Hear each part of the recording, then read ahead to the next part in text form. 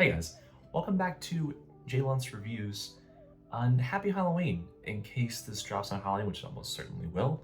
But enough about that. Halloween, who cares? Today is a very special, very big, very special day because we are reviewing the brand new LP from rapper, producer, hip-hop sensation, Tyler, the Creator. You guys should know who he is, especially since he has had one of the best 3 album runs any hip-hop artist has ever had in their entire career, which is odd because it came right after he dropped what is arguably his worst record. So how about that? So yes, Tyler's new album is here. New album titled CHROMAKOPIA. Like any Tyler project, he came out of it real quick with a teaser track and even quicker turnaround for the actual album release. Interestingly, not on the Friday, instead on a Monday. After listening to this record, I'm not really sure why he did this, but I digress. The music video he dropped for the lead single for this thing, Noid, has gained a lot of traction, spurred up the hype train. Tyler seemed to be in a rough mental state about his fame in the aftermath of all the press and headlines he had received in the past few years, while rocking a brand new outfit and embodying a brand new persona, which again is par for the course for Tyler. But the whole rollout, even the lead single, felt very off-kilter and odd, even for Tyler, which has made me even more curious as to what is on this thing. Call If You Get Lost felt like more of a celebration, a fun detour into what we found potentially amazing in Tyler's music when he was merely an Odd Future member. It wasn't as conceptual as Igor, but again, it felt like Tyler was really having fun while still experimenting by adding some reggae and some hardcore sounds to his mix of neo soul and pop rap. I went to this record with many questions. On this record, would he change up his sound? Is he going for something more introspective? Is the conceptual angle still going to be a major factor? And will this album even come close to living up to the quality of his best record, this one? Let's dive in and answer those tantalizing questions. The album starts off quite strong with the introductory song Saint Chroma, which we heard a bit of in the promotional material for this thing. Tyler comes right out the gate with this weird, kind of menacing, kind of scary ASMR delivery over this marching beat. Pretty soon, these separate inclusions of some backing vocals made their way into the mix, creating a very intricate but smooth instrumental. Daniel Caesar brings a great performance with the hook. There are some elegant piano keys incorporated until the last minute as well. Lyrically, Tyler calls back a bit to his hometown of Hawthorne, California, talking to his mother, saying he will make it out of whatever he's dealing with currently. He references something that Pharrell Williams said to him a while back about how tradition is peer pressure from dead people, which is a phrase that I'm sure Tyler still incorporates or has on his mind as he's making music to this day, especially on this record, where it's kind of clear that he's trying to show that he doesn't really care as much anymore what the outside people think of him. He cares more about himself, as opposed to his early records. He really focused on the media attention a lot more than he really needed to. Tyler is simultaneously basking in the light and the adoration and praise he's received at the top, but contemplates the risk of falling all the way back down the mountain.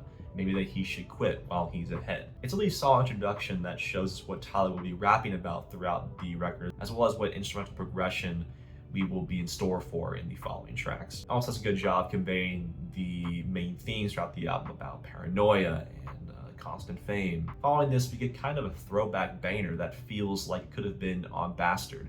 There are these piercing percussive hi-hats that remind me of the instrumental off of Kendrick's Backseat Freestyle. There are also these horrorcore-esque sharp synths that accompany Tyler's wild, aggressive performance very well. He sounds like he's trying to overcompensate or hide the fact that he's extremely paranoid, dropping lines about how he's so helpless and juvenile that he needs a diaper and a sippy cup. The constant feeling of not wanting to go outside, staying away from people, reaches its boiling point on Noid, which was the lead single for this record, which I thought was really good on first listen. Having heard it in the context of the other songs, it fits snugly here, and it's grown on me just a little bit more. I like the multiple phases the track takes you on as Tyler weaves together elements of West Coast hip-hop and synth funk and neo soul, balancing it all fairly well, although I can sort of see why someone may think it's a bit of a mess, because progression-wise it does kind of feel like we're switching between genres really out of nowhere. Tyler truly embodies the character of Saint Chroma, where his frantic paranoia turns to complete, basically schizophrenia, with him worrying about even stepping a foot outside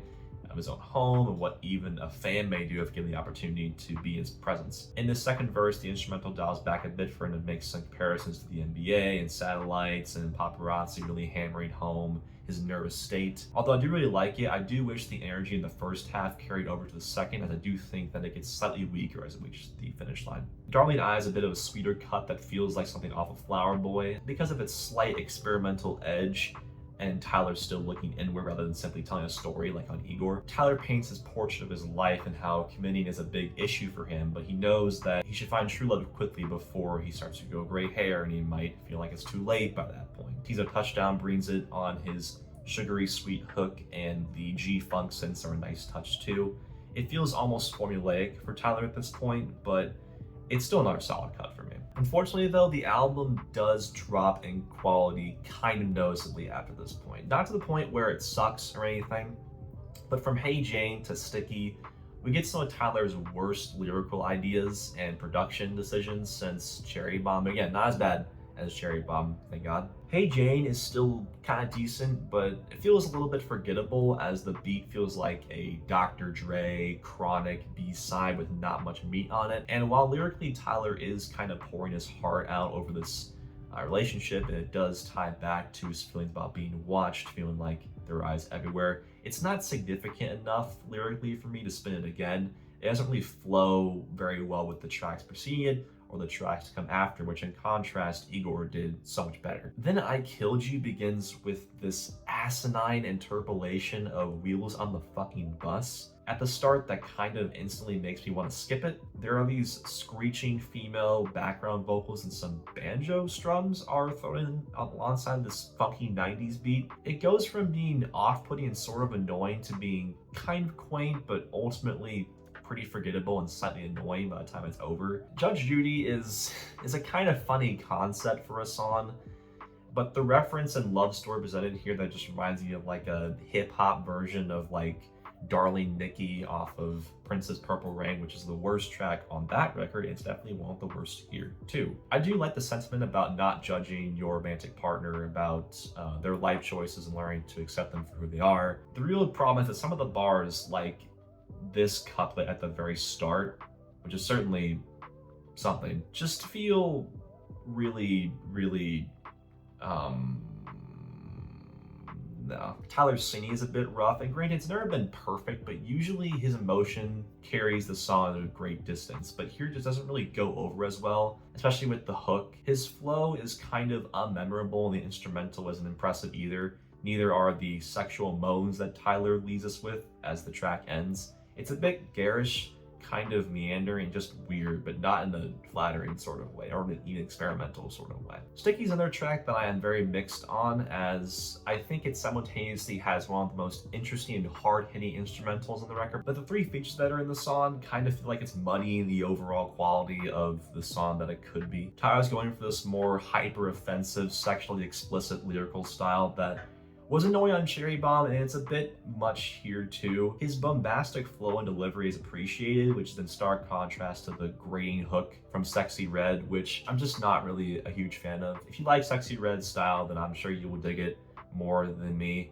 Glorilla's verse is acceptable for what I usually hear from her, just really raunchy, really nasty, but very low impact for me, even if the mix of Glorilla and Sexy Red on this track does make it a little bit of fun, just a little bit of fun at points. Lil Wayne's verse is hella short, but I do like the dripping condensation bar. That shit was pretty good. I do also like the heavy bass and marching quality to the beat, kind of like the intro cut, and the fact that the four of them show some decent chemistry, but just feels like one big mess that I just barely enjoy. Thankfully, get back on track with the songwriting on Take Off Your Mask, where Tyler throws some shots at the extremely reactionary and restrictive nature of society when it comes to the way people should and shouldn't act, talking about Christians being hateful towards gay people, talking about this closeted kid acting like a thug to fit in with the cool kids when really they're just in drama class, they're an actor. There are a ton of thoughtful and clever bars here from Tyler. The Stevie Wonder-esque smooth soul instrumental mixed with some jazzy brass instrumentation and deep bass is very nice and goes over really well. Kind of feels like an instrumental off of Flower Boy once again. Tomorrow is probably the most subtle but gorgeous instrumental with these soaring synths and gospel-inspired vocal backings at the beginning and end of the track that really feels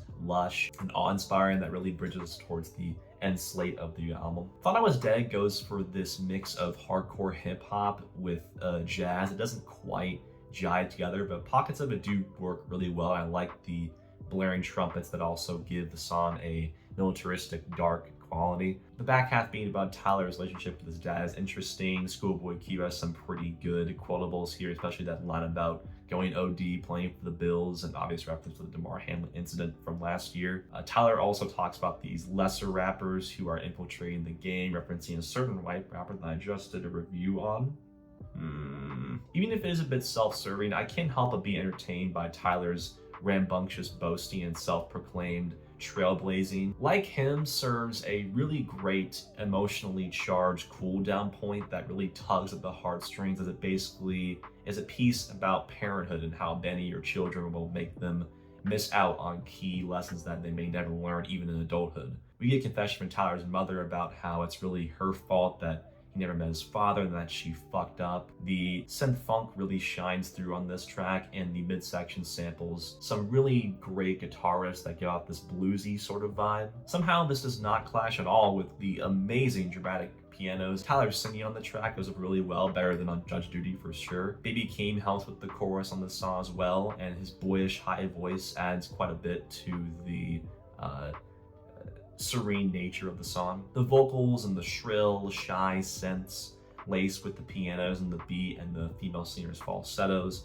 all combined to deliver what is one of my favorite moments sonically on the record. Balloon is another very experimental cut on the record that has sections that I absolutely love, but one or two glaring flaws that really drag it down for me. The playful, bubbly synths that start the track off made me feel like I was listening to the intro to like a Beach Boys song or something, before it transitioned into this wild, unhinged hardcore beat with these hand claps and neo-soul backings. It really sounds like controlled chaos. Tyler's explicit verse here is very vulgar, but his performance is great and fits the instrumental. Honestly, my only real issue is the incorporation of a sample from Sicko Mode, maybe the original I Wanna Rock You, I'm not really sure. That is just so unnecessary, and it keeps popping up constantly, even in between bars from Tyler and Doechii. It honestly threatens to ruin the song. Speaking of Doechii though, her verse on this track is so fun, and the flow is really spunky, and there are some pretty great lines, especially on the final bar. The last track ties the album up in a nice little bow that explores Tyler's continued resistance towards raising a kid, mostly due to his inherent